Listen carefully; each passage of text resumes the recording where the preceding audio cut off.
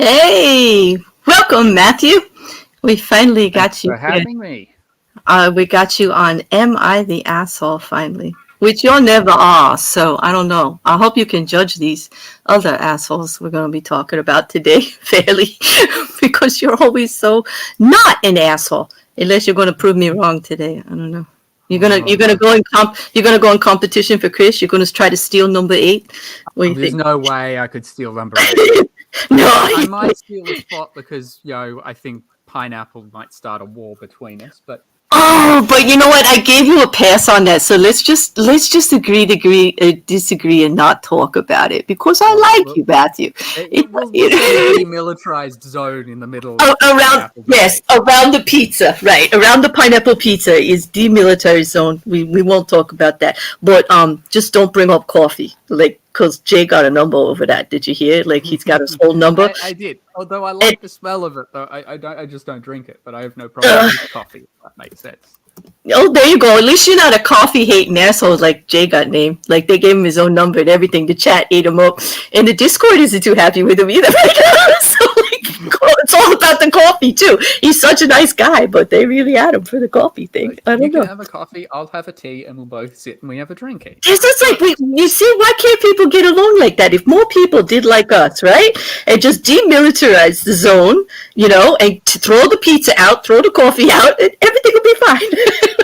Everything will be cool. But just don't talk about it. Just don't talk about it.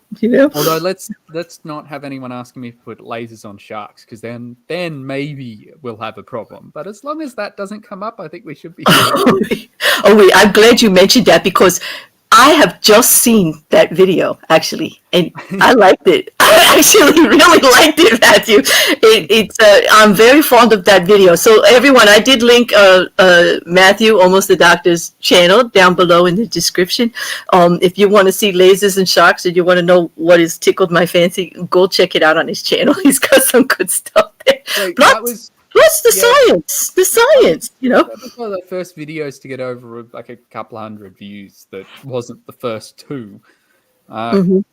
First two on the channel.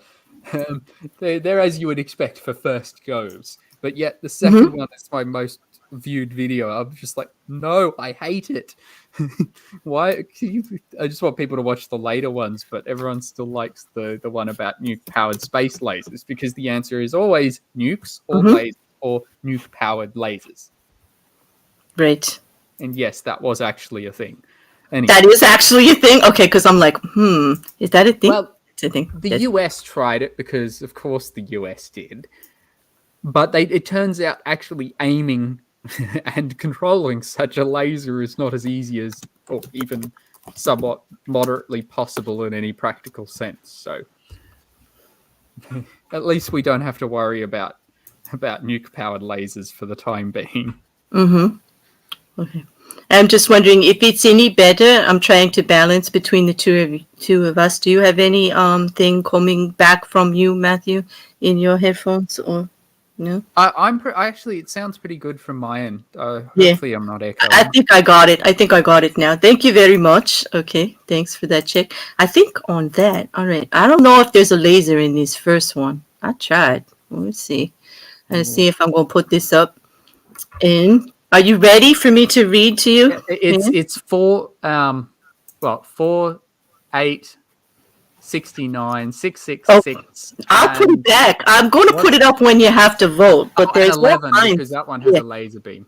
Yes, always. I left that one there. Everyone, take a quick look because I have edited out quite a few of them. If you had a favorite that's missing, you could still put it in the chat, and you can DM me with some of them or put them in the chat, and I'll check back later. But it was getting crazy, so I kind of narrowed it down. Now the 666 for the spider, I kind of took out because it wasn't getting used. But if you could use it, Matthew, if you'd like. But the 11 is still there. The bear needs a laser beam is still in there. There's still I probably going to use that a bit today.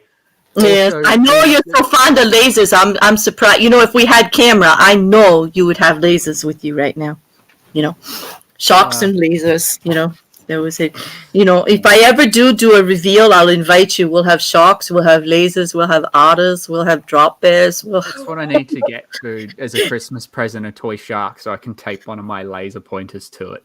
This is a good idea. Yeah, it's not a Make a bad idea. great prop. Although, yeah.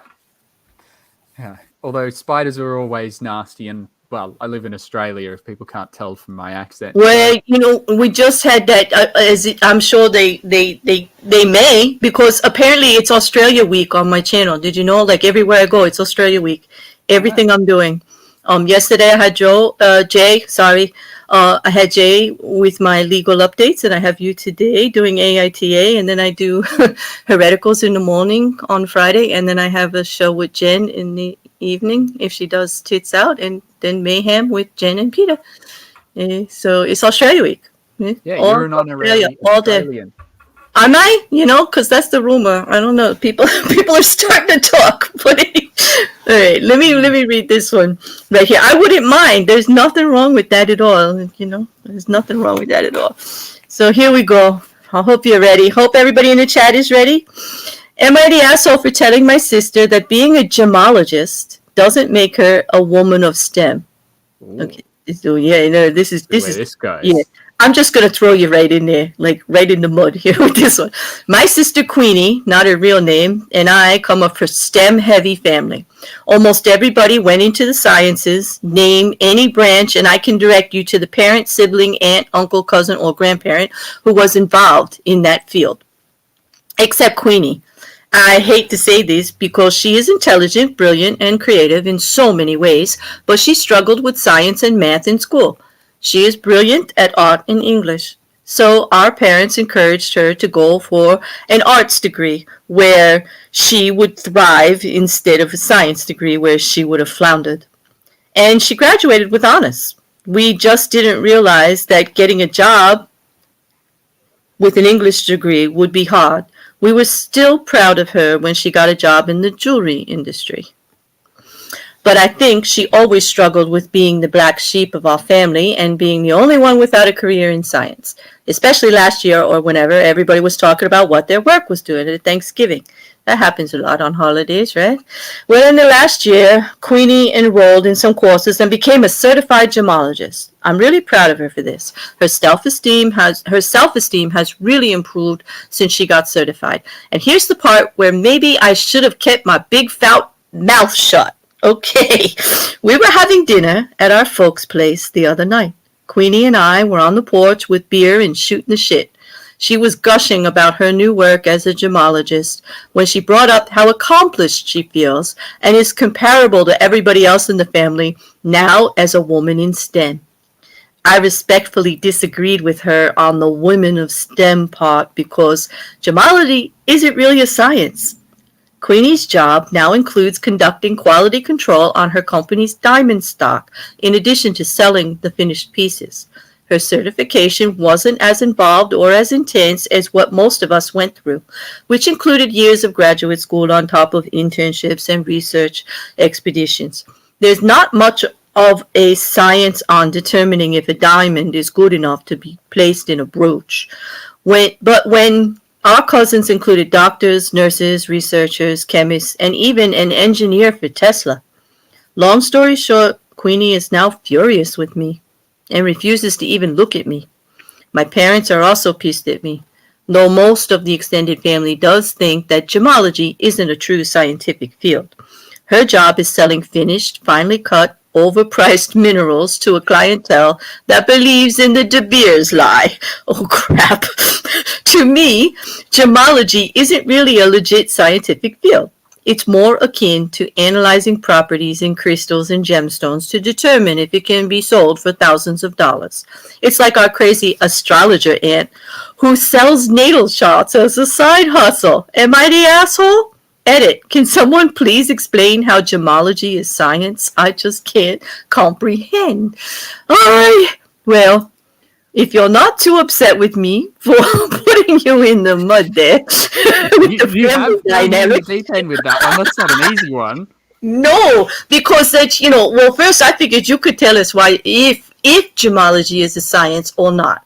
I kind of agree with him that it's not exact. It's scientific without being a science. Does that make sense? Yeah, I don't personally. I don't think it would fall under STEM from what I've done, and Yeah. I do agree with the point that it's not the same as what the rest of the family's done. Exactly. And But like I make constant jokes with some of my friends who even did science degrees, but then went and worked in business elsewhere. We call them sellouts all the time, but it's mainly just a running joke at this point.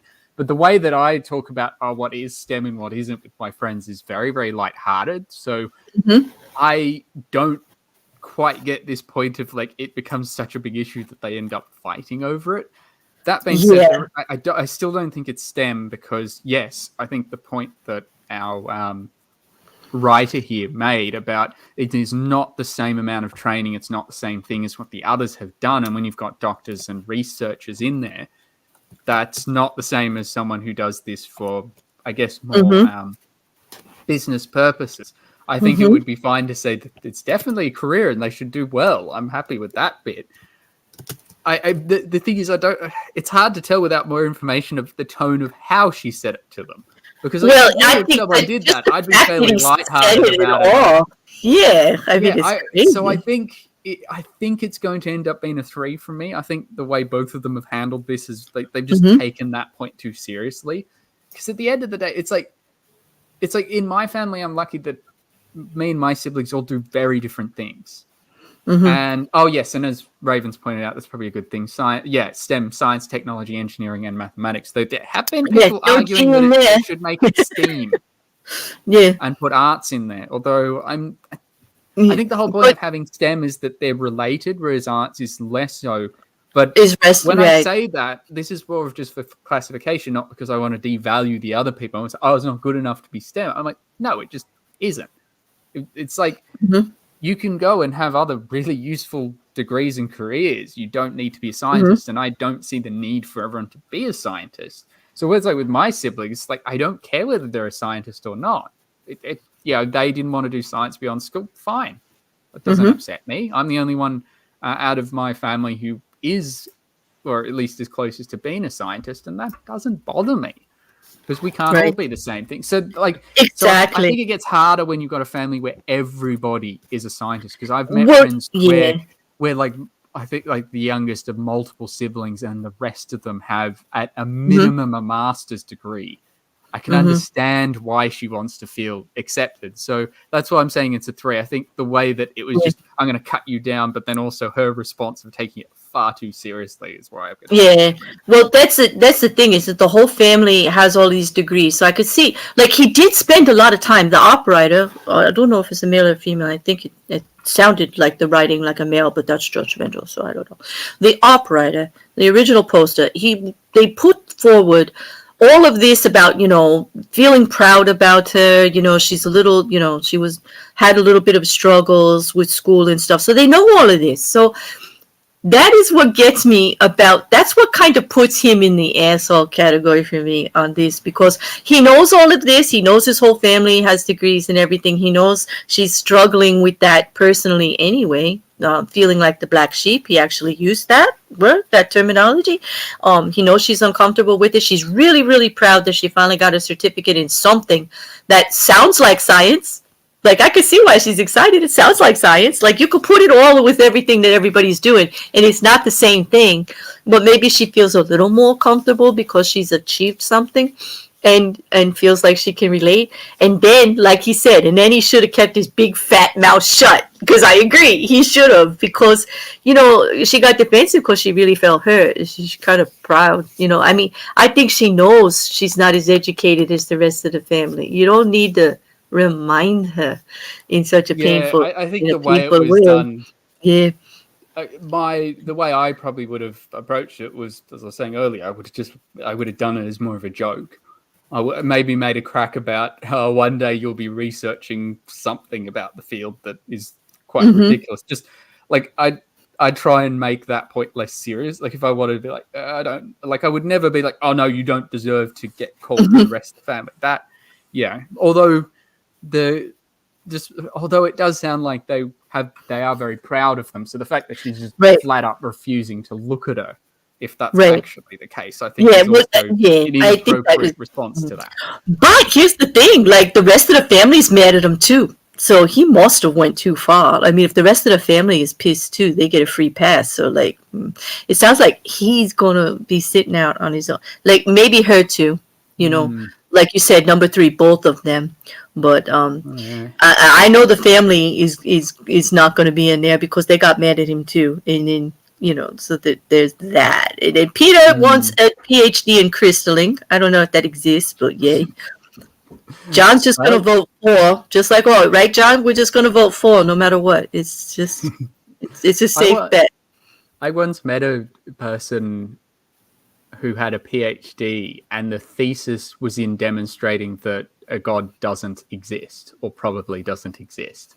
Yeah, okay. It was interesting to chat to about it. He did like a full-on Bayesian analysis. I'm just like, yeah, you can get a PhD in pretty much anything as long as you do like proper work for work for it. I guess it depends on what people consider as proper work, but yeah, so maybe Peter's got a chance. Maybe he will find maybe in crystalling. Maybe I don't think the science faculty would give it to him, but I'm sure there are others that, or either that, or you can just go buy a degree from the same place as everyone's favorite Kent Hovind. Exactly. You could go to Kent Hovind School and get a degree in anything, right? And call yourself Dr. Dino and probably not even know what a dinosaur is. The crystal magician, Peter. There you go. There we go. All right. So Krabby says she's consistently backspacing over triggering comments. It boils down to snob much. I mean, he was being a bit pushy about it. Yeah, he didn't. It was not very flattering for him. This AITA, the writer, the op writer, actually, not at all. Deborah says cheers for her. Booze for him. Yeah, I agree. Cheers that she did get the certificate, but I do agree with Matthew that she kind of overreacted a little bit. But then again, she's she got a whole family of scientists. But I kind of agree that gemology is not science. I don't. Am I wrong? You're much as far more as educated I can tell than I am. What was written, no, I don't think it would be. Because it's accomplishment, Sandy. I just want to know why such emphasis. Because there were not at one time very many women in these fields, and this is why there became such a push for it, and it became more celebrated. And now it's a thing. The women of STEM. It's if you are in the sciences, technology, engineering, and math, to be more celebrated, to push more for it. But there are a lot more now, right, Matthew? It's not really as big a thing, I think. Depends what field you're in. I know from my experience, because my background's in chemistry and physics, I found chemistry is fairly mixed, or at least where I did my major and honors, that it was about, depending on what group you're in, because it would depend, research can depend, but it was about 50-50. It was fairly mixed. I like chemistry because it was quite a mix of everyone. Physics, on the other hand, still has a long way to go in that regard. Right. It historically has been kind of that field. But yeah, as for the others, I think biology is that, that's probably not as much of an issue. I think it gets harder, though, and it becomes more and more of a problem as you start going into the upper echelons of academia. So if you're looking at the professors and the faculty heads, I think then, you'd need to have a look at the numbers again. But from a student point of view and the people I interact with, it's chemistry is fairly mixed. Physics not as much, but it's definitely changing.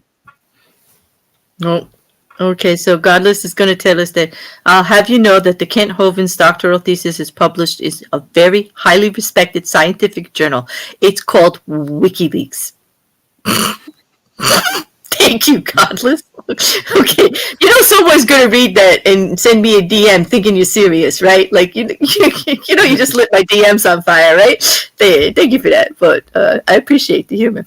So let's get this voting over with. I think we're all gonna be like pretty much most of us on the same page. But I'll read this once through for you, those that cannot read this tiny print because there's so many options. Number 1, if the original poster, the op, is the arsehole in this case, and that would be the one who told his sister or their sister that they're not a woman of STEM. And other party is the arsehole would be number 2, and that would be the sister. If you think just the sister is the arsehole for overreacting, then vote number 2. If you think they're both arseholes, vote number 3. Number 4 is yay duck porn. Number 5 is beer's fun for boys and boobies, and that would be for the strip club tour.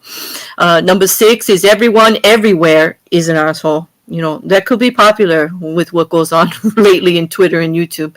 Well, number 8 is Chris is always the asshole.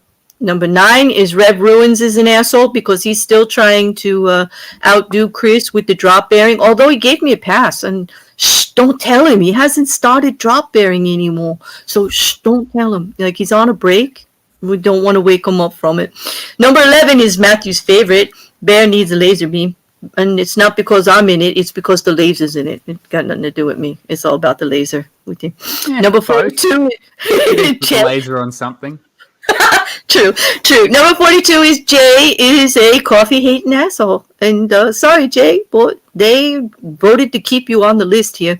Number 69 is you put 69, you have to put your phone number. That is not just an AIT voting rule. That is a rule across the channel everywhere. It's just not right, people.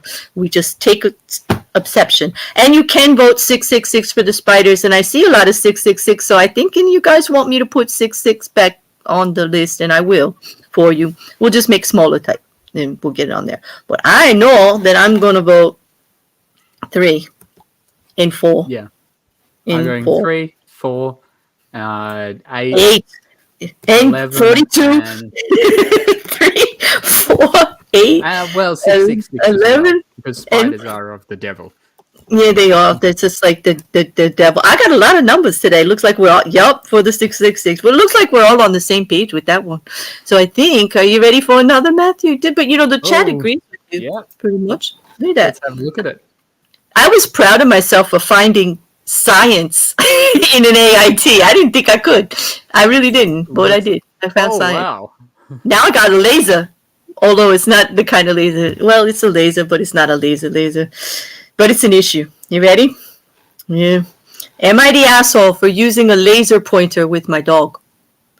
I'm just starting to research this and found out about laser syndrome in dogs. Apparently, if you use a laser pointer for play, they can become obsessed with lights and shadows to the point of not eating or sleeping.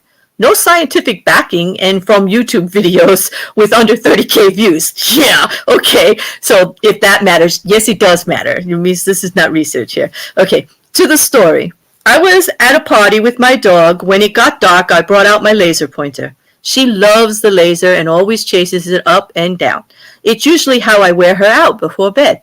Everyone around was amazed at how she chased that laser up and down the property except for one girl. Once my dog was tired, I gave her some love and some water while she chilled at my feet. Out of nowhere, this girl starts yelling at me. She's a German Shepherd. I missed a sentence. She's a German Shepherd. How dare you torture your dog? Torture your dog, she says. At this point, I look around and everyone has a what the look on their face. She continues to berate me, and ultimately she decides to leave the party because of the audacity of this asshole, aka me, and how she should report me for animal abuse. The host of the party, who I've known for years, apologized to me and says she was way out of line. The party continued, with plenty of people staring at me, red in the face, embarrassed. She's a 2-year-old German Shepherd and usually is full of energy. I feel like I'm a good dog owner. I've had many dogs throughout my life. I feed her twice a day. I walk her every morning before work and in the afternoon when I get home. Regular vet visits. She is literally my best friend. I knew what I was in for when I got this breed, because she's my second German Shepherd, because you have to be active and with them or else hip and or other problems occur. But now I'm feeling like a piece of shit because of this interaction. Should I toss out my laser pointer ASAP? Is this torturous for my baby girl? I don't think you wanted to toss out the laser though, do you? Never toss out lasers. Never. Lasers are always cool. But at least in this case, I might be siding with the laser, which is good. Mm-hmm. But the fact that they haven't been able to find any proper scientific evidence for the condition that they mentioned at the beginning, I think is a big part. Because if there is no evidence for this condition, then, well, how can they be the asshole? Like, if there's no way that you would have any reason to suspect it's going to cause any problems, and the dog seems to love the laser, You're having fun with the dog. You're giving them something they clearly enjoy. How's that bad? And the other thing too is that at the time, or at least the way it's written at the time, she wasn't aware of that, or he or she wasn't aware of that. Right. And it sounded like pseudoscience anyway. I think it's an it overused thing. Like not a, But even if we say it is true, which if they only have a few YouTube videos is definitely something I'm willing to accept. But and not just any of your videos, the ones under 30K, like, those videos. Like, why'd she throw that in there? No, like all mine too, but like, why'd she throw that in there? I think it was small, pointing out that hasn't found anything more than small videos. And yeah, until you find like proper researched studies on it, I would say yes. But the other thing is, let's assume it's true. At the time that this occurred, it doesn't sound like she was aware of it. So that other person had no right to just stand up and demand, why are you torturing the dog? If that was the case, and let's say it's true, and they were playing the lays with the dog, the sensible approach would be to go up and explain to them why it's wrong first. I think you got something there. We're going to have a new term. It sounds like she was an Eeyore. She's an entitled, opinionated, I think asshole Karen. Yeah, she was.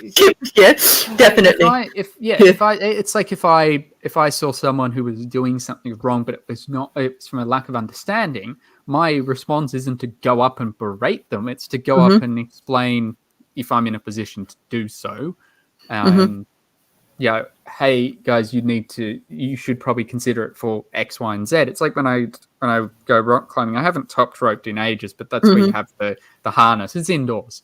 And I have seen some of those people who are obviously newer to it, who make mistakes with the belaying, and they can put the person that they're pulling up in potentially dangerous situations. It's unlikely to be too bad because most of the pulleys will catch. But they'll put the ropes in positions where they can slip at least a few meters, or they don't take it in. I saw someone taking a selfie while belaying someone, and it's like, no, that's not putting people first. And in those cases, I'm not going to go up and call them an asshole. What I've done, what I hope is the right thing, is I'll go up and I'll be like, hey, you need to keep your hands down because that's the safe thing. Right. And often I will add, because that's where that'll catch the rope so they don't slip. Like, I'll explain why. Right. And in a polite manner, not like this in a judgmental, like you're torturing your dog, you're doing it's not whatever. Because I think they're an asshole or they're doing something wrong. It's because, they're clearly not used to this, and it's something that may not have occurred to them. Of course, it happens a few times, then maybe it's different. And it's like when I teach students in the lab, I've never gone up and called anyone an asshole. That would be incredibly, unprofessional for a start, but I've never berated someone for not doing something right the first time. Right. The only time I've got close to actually telling someone get out was when about 4 different teachers had told them they've got to keep their safety glasses on their face.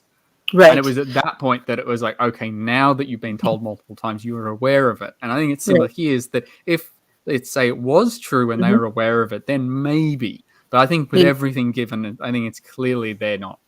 So I think I think so. I pretty much agree with you there that it's in how she delivered the message, because here's the thing. First of all, she didn't have the person who owns the dog does not have all the information, and she researched it later, so she really is concerned. And I have heard 2 sides of this story. I also have German Shepherds my whole life. All of my rescue dogs have German Shepherd in them, and yes, I have used the laser when they were puppies to play with them.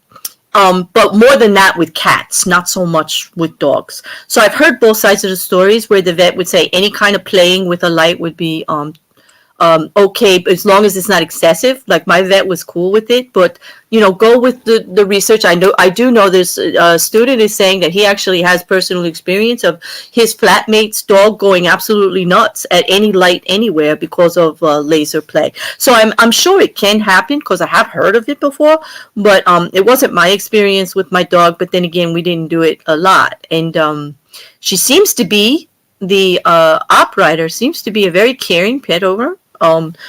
Dogs will play until they're tired, like Peter says. Also, dogs seem to be worrying the dog. Right.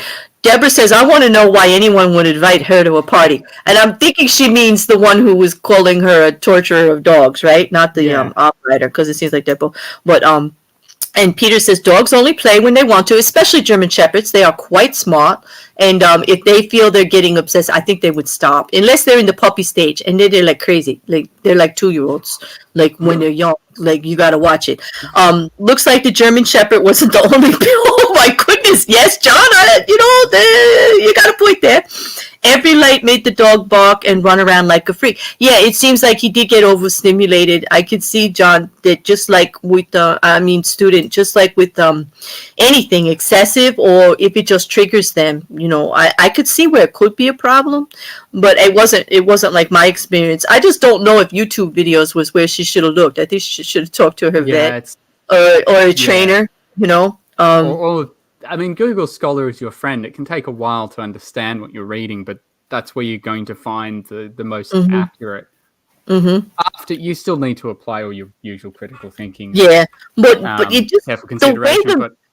Even if she's trying to be helpful, the way she delivered the message just makes the person that was talking to her about the lasers an asshole, in my opinion. She didn't deliver her message well. She really had concern for the dogs. She should have, caged it with information instead of harassment. Like that was pretty aggressive. People don't listen when you talk to them like that. Yeah, it's not useful. It's just not how you do it. But also, there is one thing though to be careful with laser pointers, and warning. Wait, a warning? They're not all good? No. Well, it's that a lot of them say that they'll be, say, lower power because you're like, oh, this is. Like in Australia, you're not allowed to have any that are more than 1 milliwatt without a reason. It falls into like the weapon category, like almost like banned firearms when they get too powerful. Though in terms of having reasons, they're fairly relaxed. Like you don't need a license or anything. But if you're part of, let's say, an astronomy society or you use them for work, then that's good enough. Yeah, which is fair because they can be dangerous. But I've been doing testing because on the side I'm doing a bit of work for the Astronomical Society of Australia in reviewing some of their safety guidelines on them. And one of the things I tested yesterday was I got some of my laser pointers, which all claim to be less than 1 milliwatt, though with my expertise in the area, I can look at them and be like, no, that's not. It's too much, too bright. Right. And then I took a 15 milliwatt laser and I tested them. Do you want to have a guess what power my less than 1 milliwatt laser actually was putting out? The green one? Oh God, not a science question. It's a foul. Well, it's not really a science question. It's just a guess of they claim it's less than 1. Does anyone? I'm actually curious. I would say it would probably came at like 3. I would say because they always lie, don't they? I mean, they lie. I'm just used to that. They always tend to be a little more powerful. Oh, Krabby got it perfect. 20. Oh, yeah. Way to go, Krabby. I said 3. Okay. Yeah, what are we going to do with laser brain? The same thing every day. Yeah. So basically, the my safety point I was getting to on that is that they're always more powerful than you think, which means vision-wise, you have to be very careful. So that would be the only thing that I would say. But in this case, yeah, I don't think the operator is being an asshole. I think they're doing the right thing. They got told about this. They weren't sure of it, so now they're trying to look it up. Whether they're looking it up the right way or not, that's not here or there for this conversation. But yeah, I don't think they are. I think it's a nice big 2 followed by 11 because 11's always there. 4 because we always need some 4 and 69 66. Definitely. If you put 69, you got to put your phone number or a phone number down there. Don't do my link to the channel or Twitter. It's somewhere down below. Yes, your link to the channel and Twitter. Okay. We'll give you as the guest. We will give you a pass on the phone number thing. You could put 69 in there, and we will tell everybody. Hit him up on Twitter. It's down there, and hit him up on his channel. And I dare you to, because if he puts that 69 in there, have at him, people. He's asking for it. Go ahead, go for it. Because I'm gonna. You put that 69 in there, and I'm all over the back of your channel. You're so brave, Matthew. I'm so tickled. Like, I can't. If you could, I'm glad I'm an avatar right now because my face is just like, I look at the big grin on my face. It's too obvious. It's too obvious. Okay, so it looks like most people are going to agree with us. The ones that voted are all saying 2, and really good there's Krabby Hermit on the 20. Like, you pulled that one out. I said 3. Like, I'm just not good with science questions on the spot. Like, I need to study. I'm not good. Yeah, although I think this is more about how they went about it than the science, maybe. So Yeah, definitely. No, I meant your laser question. Like, how powerful your laser was. I had all kinds of. Yeah, I was being kind. I had so many retorts to come back at you, and I'm like, no, I should just answer it like straight. Just say 3. You don't need to worry about that. But it was the wrong show. It was the wrong show. You could ask that question again on another show. I'll give you an answer. I mean, this one is like, it's not even scientific. It's just, how wrong can manufacturers be? I don't. Yeah, very. Like, they don't care. They don't care half the time. Like, I don't know. It's like they don't get it. Like, here in the United States, they get sued left and right. Like, we have to have warning labels, like, on hot cups of coffee that say, be careful. The hot cup of coffee might be hot. You could get burned. Like, really crazy stuff. Like things you think are commonplace that we have to put warnings on because people get sued for all kinds of stuff. Well, on that, let's talk about using your personal phone for work. So, am I the asshole? I think you'd like this one because you're in uni, right? And you do a lot of work with the studies and working,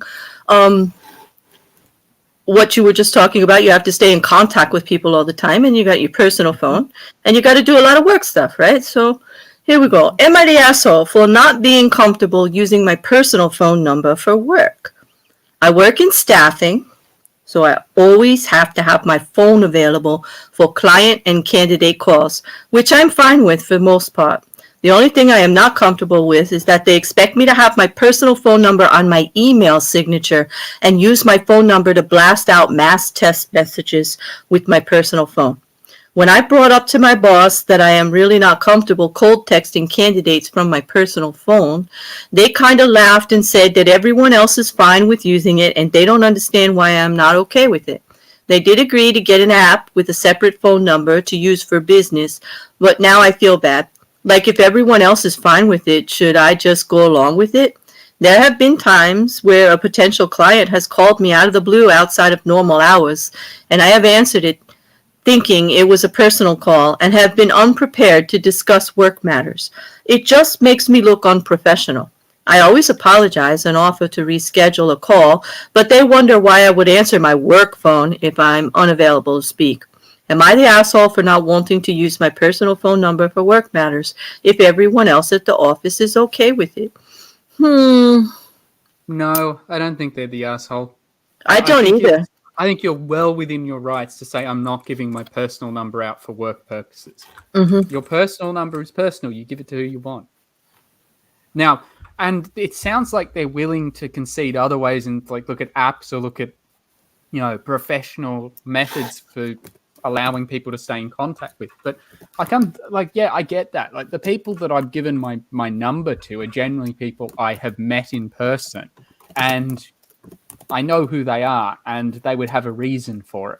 But even then, if I go home and they try messaging me at 9 p.m. or something, and although I have on occasion still been at uni then, but yeah, I wouldn't answer because it's not work hours. It's late, so I at least understand reluctance to use a personal mobile number, particularly if you're providing other ways to get in contact with you. So, like, most of the workplaces or at least the research ones I've been in, use Slack now. It's basically a formal version of Messenger or WhatsApp. And occasionally it has its problems. So there've been a few people I'd need to give my number to on top of that. But on most occasions, yeah, as I said, they're only people I know, and it's generally been, only a handful that I would give my personal number to. You're not required here to put personal numbers on your tags. And I think, you shouldn't, particularly if you work with clients and have a lot of people that are going to see your personal number. I think it's perfectly fine to say, no, I'm not comfortable with this. as long as you're providing other options, which it looks like they Right. are. Exactly. And Raven saying, isn't it illegal to expect someone to use their personal phone for work? If it's required, they should have a phone to offer them for that purpose. I don't Yeah. know about actually illegal, but it is not.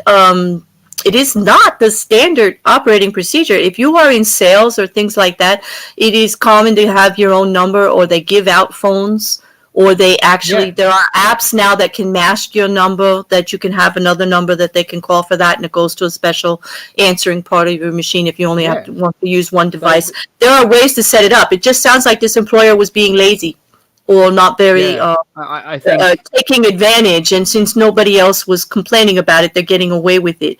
It's not standard business procedure as far as I'm aware.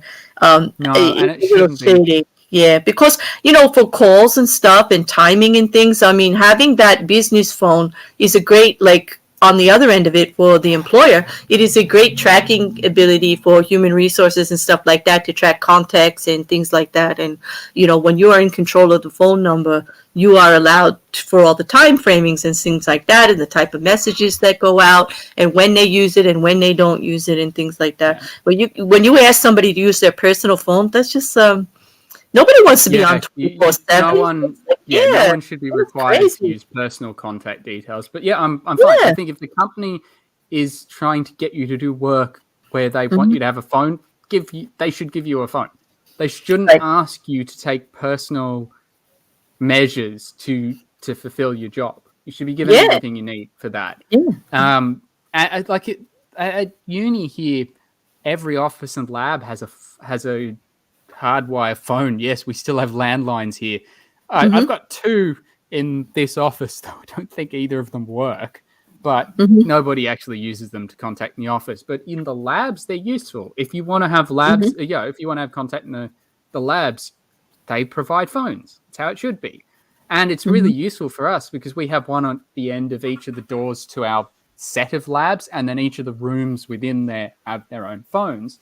So if you want to get into contact with someone in one of those labs, there's a list of numbers at the door, but they're for those labs. So if you know what they're in, you just kind of dial up that one. I have never seen where people have been required to give out personal numbers. And I know No. from like a teacher point of view, if like they asked a professor, that would be incredibly unprofessional.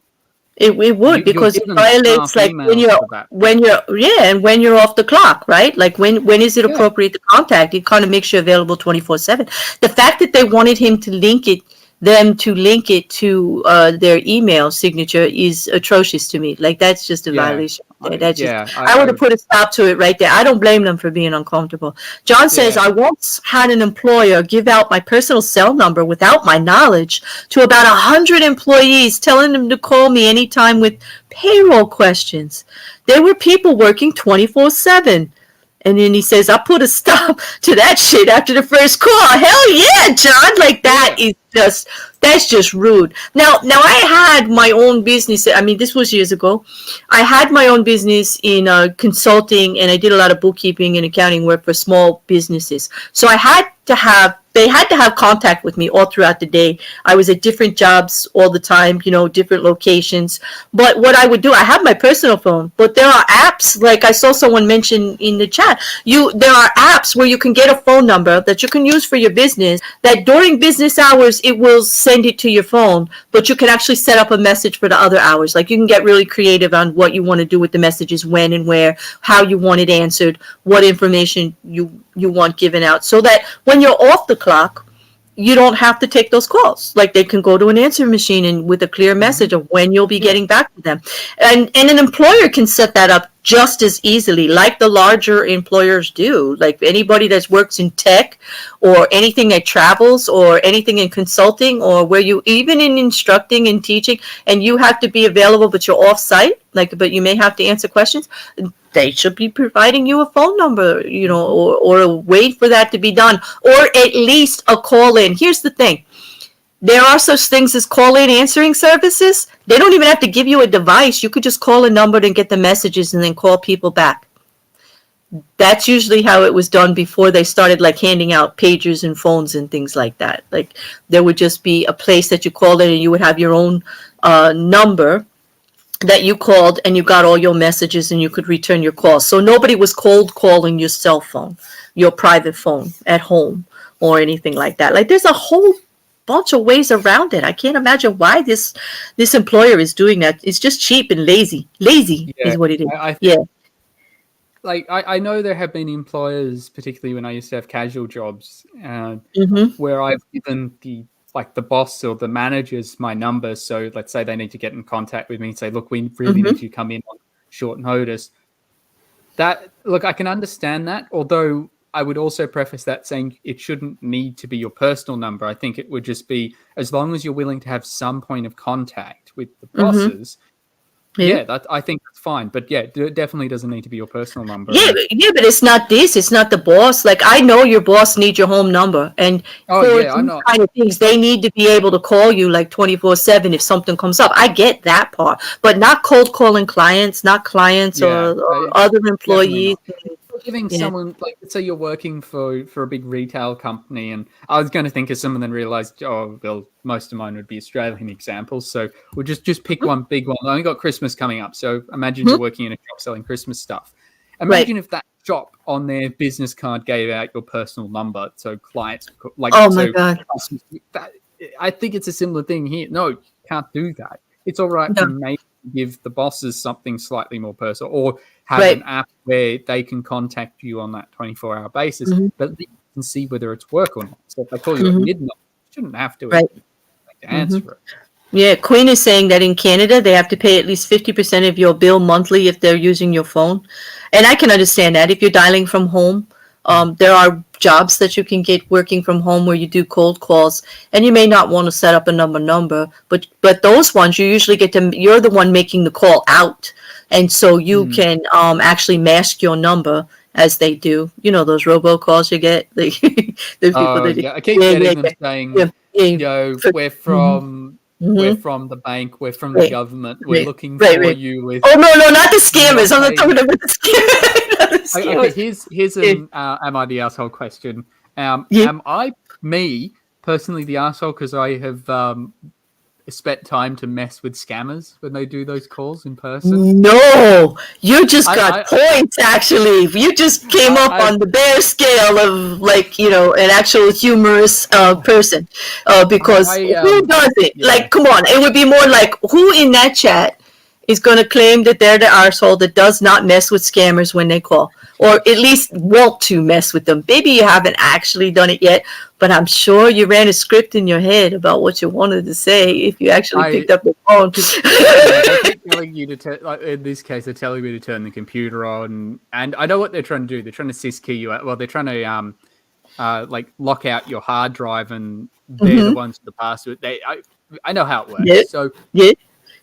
Queen says you're her Betsy now. You're messing with them. I'd take the phone, I'd go and I'd just sit on the steps or lie on the bed or something. I wouldn't even be at the computer.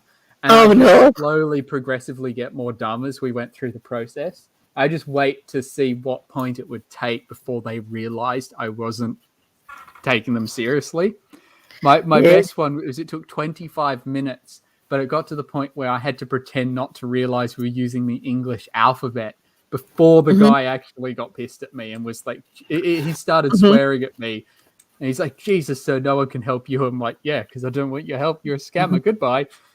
Hey, I'm telling you, I crack up at it. I love, I see the there's TikToks out with people doing that I saw a few months back, where it was a father and a son, and they would just wait for the scammer to call in, and they would practice, what they were going to say, and they would play like they were old ladies or old men, and just they couldn't hear them, or they spoke a foreign language, or they would ask them ridiculous questions. It was pretty funny, and I love those people. And you got a bestie in the chat. Queen says you're best friends now because she does that too, and she just loves it. Raven's right there with you. I don't think anybody's gonna say that you would be an asshole for doing that. You're just like all of us assholes. We are all assholes. We just own it. It's fun. Yeah, on occasion. But that's the good kind of asshole. You're not hurting anybody. It depends how that's fun. Yeah. And how often. But I always like it when they try and pretend they're from the same country as you, and you're like, no, you're clearly not. And I don't know why they lie about that, because most call centers aren't located in your country anyway. No, they're not. Here here in America, almost all of them have been farmed out to like India and Yeah. other Most countries. of the scam callers are from there because their government. I think it's to do with government is not, although it is illegal, the government doesn't tend to crack down on it, so that's why they get away from it there. So there are reasons for it, which I'm not too familiar with, but they'll do that, and I'm like, yes, but most of the people from the companies I'd ring would have the call centers there, so I don't know why you're pretending to be John from Australia with an accent that clearly does not match. Right. And so where are you working out of? And they'll never tell me the city I'm in. They'll often be like, oh, Melbourne. I'm like, oh, whereabouts in Melbourne? Because it's like, and they'll give me somewhere they've clearly Googled. I'm like, oh, what's the weather like? And you can hear them going, and so they look up what the weather like is there.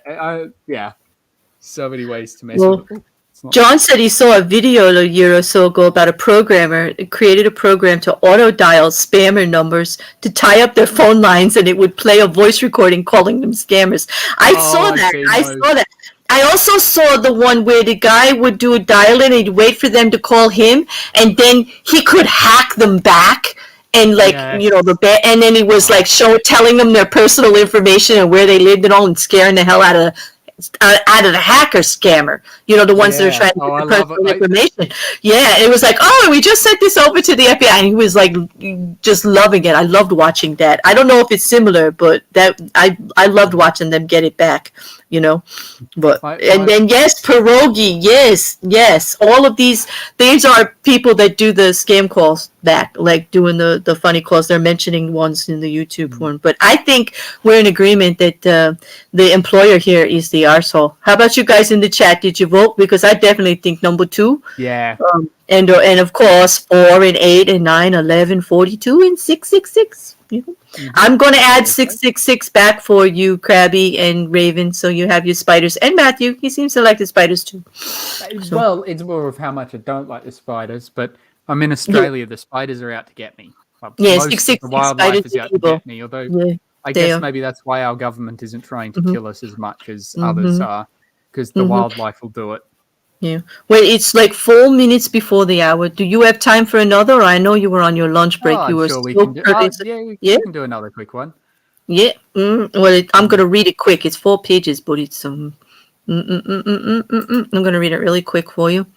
I'm going to speed up my terrible accent. You ready, people? Am I the asshole for not bringing my friend his car keys and leaving him stranded? This involves me, a 22-year-old, with friend A, a 28-year-old, and friend D, a 23-year-old, which I don't think we're going to care later. We're all in our last year of college working on our capstone course, which is a giant group project that requires tons of group meetings. So we each see each other often and have gotten pretty close. I have a hectic schedule right now, and I'm going to school full time. Intern 3 days a week in Los Angeles, a 50-ish minute drive from my house, and working part-time. So I'm constantly tired and have very little free time. This is relevant later. You see why I picked this one for you, Matthew? So cut to last Friday. Yeah, uni flashback, maybe. Yeah, uni flashback. My day looked like this. Get up at 6 a.m., drive 2 hours to my internship. Nope, we can't work remote. Work there until 6 o'clock. Go to the gym until 8, then I drive to another part of LA to meet and work on our project. We finish about 11 o'clock, and myself and A and D decide to go out partying for a bit, of course, because it's uni. Parking in LA is sparse, so A leaves his car at the coffee shop lot and we were working at, and I drive the 3 of us to the club not too far away. In all honesty, A is pretty irresponsible, despite being nearly 30 years old. He drinks a lot, has missed multiple group meetings without telling us because he was too messed up, and basically is just very high maintenance and expects you to cater to his every need. There are plenty of examples of this, but I'm trying to keep it short. I leave around 1 o'clock, but A and D decide to stay, and they'll just Uber to A's car. Okay, cool. I make the 50-minute drive home, and I'm about to pass out when I get a frantic call from A, telling me that he's accidentally left his own car keys in my car from earlier when we drove to the club. He has no way to get home, and I need to drive back up immediately and give them to him. Guys, I'm fucking exhausted. I barely made the drive home safely without falling asleep.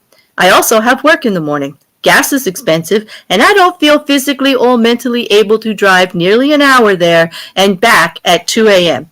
I tell A that I can't drive back up, but I'm happy to help him get an Uber to come to my house and pick up his keys, or call him one to just drive him home so he can pick up his keys and his car in the morning. He refuses, saying that he can't afford an Uber that far. The app was disabled for him because he had a bad run-in with a driver. Again, he's irresponsible. He's scared and needs to get home, etc. Every excuse in the book not to get an Uber, and just keeps repeating that I need to drive back up and bring him his keys. So I decide to just order him a Lyft, even though I'm 99% sure he won't pay me back for it, because I don't want him to get stranded. I stayed up to make sure he got the keys and got home safe. But he and A are now shunning me and asking me, what the heck is wrong with me? That I didn't bring him the keys. They said I was selfish, put their safety in danger, and they don't know how I sleep at night. I told them I sleep at night because I'm fucking exhausted from my insane schedule. And it was A's fault in the first place, and he was irresponsible and left his keys in my car. And they didn't like that. But am I the asshole?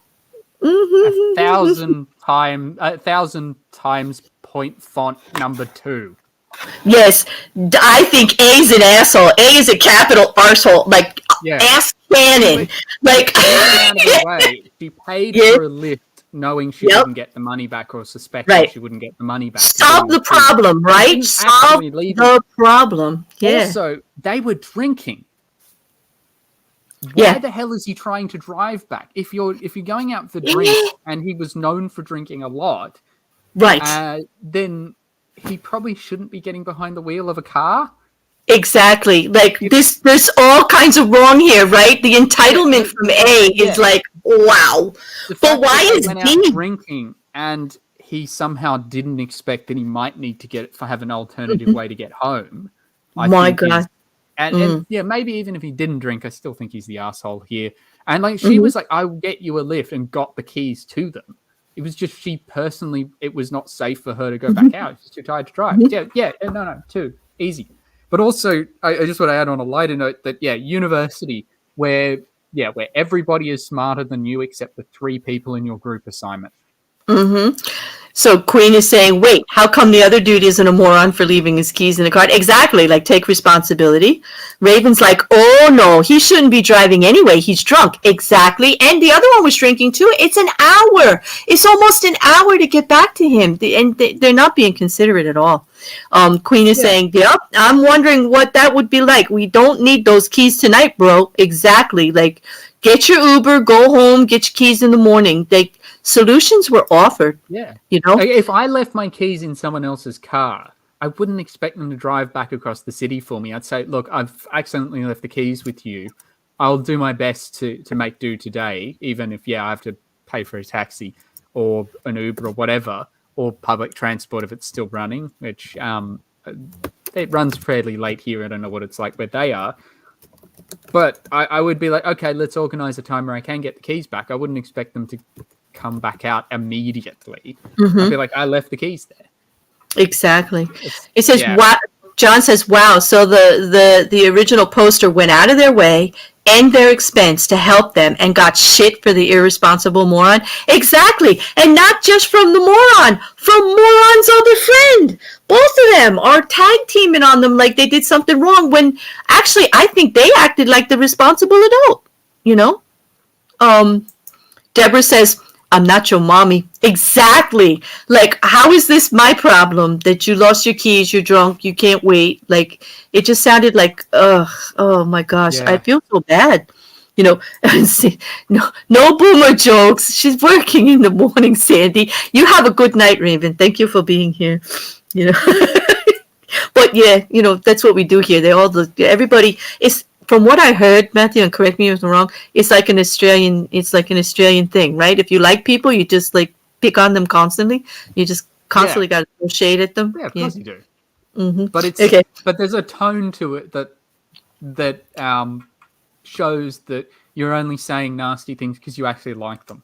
Yeah, I know, right? And here I don't always get it right, but at least my friends know me well enough that Like with most of my mates, at least my close mates, there is nothing we could say to each other that would actually come across as offensive, because we know that we're just taking the piss. So we know that it doesn't matter how rude it sounds, it's all in good humor. So we're all just like, yeah, fine. But yeah, like I've given mates lifts home, and I've gone out of my way for them before, but none of them would ever have expected me to drive not like that, right? For them in the that's not. And like I've had people leave things at my place, or we've been out and I've ended up with stuff. This happens, and none of them were ever assholes like that. We always organise some other time. And if they're at uni and they're seeing each other frequently, well, give the keys back at the next opportunity you can. Exactly. Or so many solutions were offered, like get them in the morning, or get you a lift, go home and sleep. Yeah. Yes. Right. You don't need the keys. I'll get them for you tomorrow. Yeah, and they actually waited up for them. They got a lift, it's an hour away, so, it's going to be a while before they get there, right? They had to wait up, and they went all the way back there, got the keys. The person still had to go out of their way, and they're still getting treated crappy. I just don't think that's fair at all. And I'm sorry, Krabby. I didn't mean it. I thought you were, because she was going to bed. Because people say that to me all the time. But I know there's no harm, no foul. I know nobody means it. And Queen, when we mean that when they make fun of it, it's like it's in a very friendly, joshing kind of way. Like how they drop bear me, like every chance they get. Like stuff like that, or just like kind, joking kind of thing. Are just us messing with you? No, we're trying to educate you on the real condition of this country. On how stupid tourists are that they believe about drop bears? You mean that? Yeah. It is an unwritten law that whenever an Australian comes across an American tourist, you have to talk to them about drop bears. Yeah, but how was I a tourist though? But I wasn't. Meeting. I wasn't. Nobody ever says this is what you say to them. Yet I have been with mates. We have never talked about it beforehand, and we've come across people from America, and we've managed to all spin the same story to them in one go. Oh my gosh! It's just like lore, right? It's just like, because I don't understand why I was treated like a tourist just because I'm an American. I mean, I went to Australia. I was on Heretical's channel. So as far as YouTube is concerned, in the land of YouTube, I would be considered in Australia at the time, right? And I guess, well, then you are saying I'm a tourist because I'm an American visiting Australia, and therefore I got dropped there. I get it now. I get it. Thank God Jeff was there with me, and I could look over, and he was rolling his eyes because he was on camera, so I didn't fall for it, because I just saw him just roll his eyes right to the top of his head. Like he must have had that before, because it was one of those eye rolls like, not this again. Are you kidding me? So I had one of my teachers from high school. I can still remember because it was still fairly ages ago, but he used to work, or at least briefly, as a tour guide, like doing like proper camping tours. So he would take tourists out, and they'd spend time in the Australian bush. And he once told a group of them about drop bears and said the best way to keep them away is shaving cream, and they don't like shaving cream. And he said he woke up the next day to a line of tents that were all ringed by shaving cream. They'd actually go... This is why it keeps going, because you guys you take the piss out of it. You have fun. Like that would keep it going for me too. Like if people are falling for it and actually doing this stuff, I would just keep getting ridiculous about it. But the only thing I don't like about it is like when I go into rooms in my Discord, Rev Ruin, one of our creators that is in the library. He has taken it upon himself to outdo Chris. So every time I go into these rooms, like I go into the Mayhem room to work on a stream or a general, or I go to the YouTube mod room, whatever. There's rooms in Discord, and a drop bear will pop up at me. Like he puts a picture there that's gonna come right in my face, and he picks some really scary one. So it's not, so much that it's just that scary bloody teeth kind, the real vicious looking ones. Yeah, those constantly jumping up. Yeah, jumping up at me, and I have to if he sends me a Discord message, I gotta look I turn away when I open it. That's how how often I'm getting drop dead. I can't even like look at the screen when I'm opening up the room now. I have to like you just like out of the corner of my eye because they're big right there in my face like that. It's like yeah, I'm being terrorized. And it's all Chris's fault, and that's why he's number 8 because it's all Chris. I'm now thinking of the British reporter who got tricked into wearing like full body armor to hold a koala. I heard that video is around somewhere. Matter of fact, I saw a clip of it on one time. I think Godless was talking about it. So a couple of people were talking about it over at Hereticals. We saw it there. But this was fun. I think we all know who the asshole is in this one, right? Number 2? Yeah. Like actually, and number 2 and his buddy. Yeah, number 2, like both of those guys at the bar, but mostly number 2 for the key thing and being such a jerk. It seems to be such a thing. Like I was lucky with the groups I had for all the assignments I had across my like 5-6 years of doing them. Although by 6th year I wasn't really doing classes as such, but like all the group assignments I had, I was lucky that most of them were for like the advanced classes that were like voluntary to take. So normally it had people who were more motivated and you could generally pick the group. But I've seen my siblings, I've seen friends who get like it's randomized or like it'll be done by the whoever's in charge, the lecturer or whatever. And I've heard their stories of see what they've gone through. I'm like, people are like can be massive assholes in group assignments where like people don't do their work. They make it difficult for everyone else. They you know, expect to get off lighter than everyone else. You know, or there are people I've seen it where there'll only be one English speaking person in the group who understands English well enough to do the editing, and the others just copy and paste stuff or make it a nightmare for them. Like I don't mind if you need a bit of help with the English. You know, I've helped people in group assignments before. That's fine. But when you don't go out of your way to at least try. That's different. When you're just like, oh, they'll do it for me. There's always someone in a group thing that just lets the whole, like everybody else in the group do it, and they're just like coasting along with the grade, right? They're just showing up, if that. It's horrible. But you know what? Krabby Hermit's got it. The moral of this AIT is don't expect much from university group project members acting like grown adults. Just saying. Yep. Because that was what my comment earlier was about every university where everybody seems smarter than you than the 3 people in your group assignment. Exactly. Right. You know. And then I love that phrase. No, and it seems like Queen and John and everybody in there is agreeing with you too about that, you know. Oh, but except for myself and Krabby, like group assignments in university, I didn't have that much in university project assignments. Well, not much at all, but it might have been my study. I would think in the sciences and all you do because you have to do a lot of science. It was very different. Like physics, for example, never really had group projects, but the assignments. They actually encouraged collaboration, and generally, because it was physics, you know, there is a right answer, even though there might be a few ways to get there. If everybody submitted the same answer, they didn't care because that's how it should be. And so, although they weren't officially group assignments, everybody worked together because they were so hard you couldn't do them on your own generally. Which, yes, most of the all-nighters I pulled at uni were all for physics assignments. A 3rd year quantum or stat mech. You had to write programming for it as well. Those were not fun. Like I think like 16 hours in the library in a row trying to get it done. It's like 9 a.m. and you're like, oh, I'm still writing it up. But again, those are a little more friendly.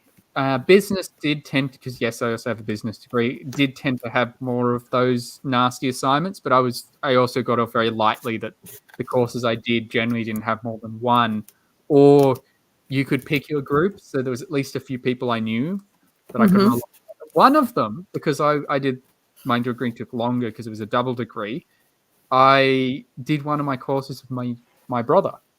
So we teamed up for the group assignment because we know we both want to do well in this, and then we got our friends in, so it was a small group. We all knew each other, and it was just like I can pick the people around me to be reliable. And I got off well, but some of my younger siblings have gone through the rigors. No, I can imagine.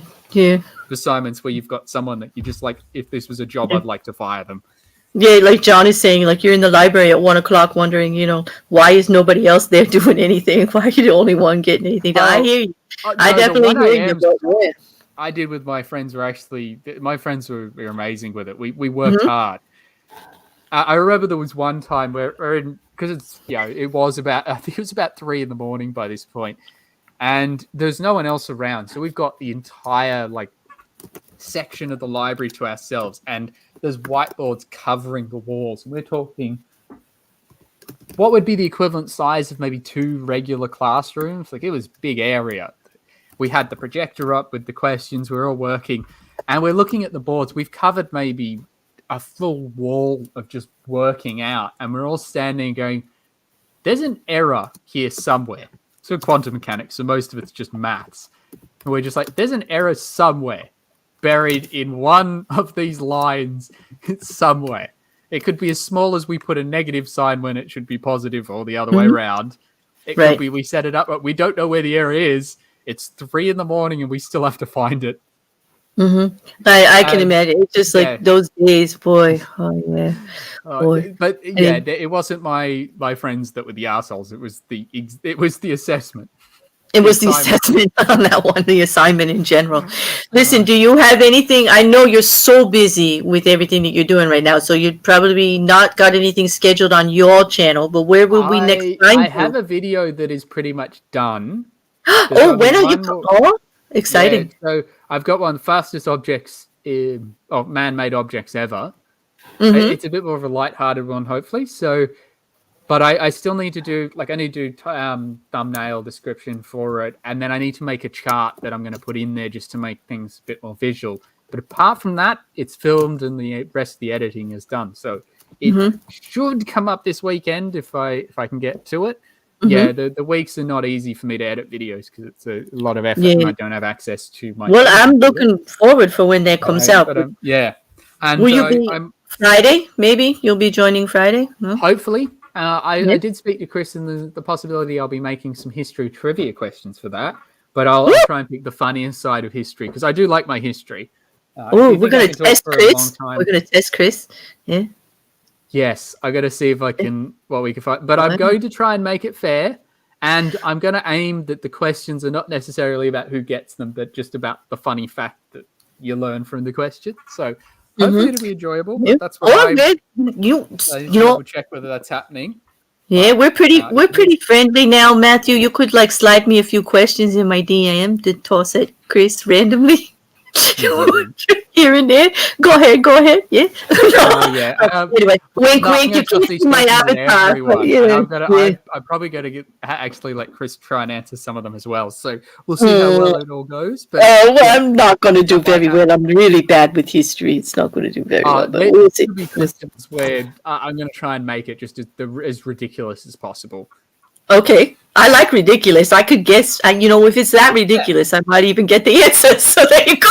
But on that, I think we're going to wrap up so that you can go on to your lunch date with your friend. Thank you so much for being here. Matthew, I had a great time. You're a wonderful guest. You make a perfect reader I enjoyed it. Cool. I'm glad. So maybe you'll come back again soon. Yes, always. I even found one with a laser in it. I'm so proud of myself. But there we go.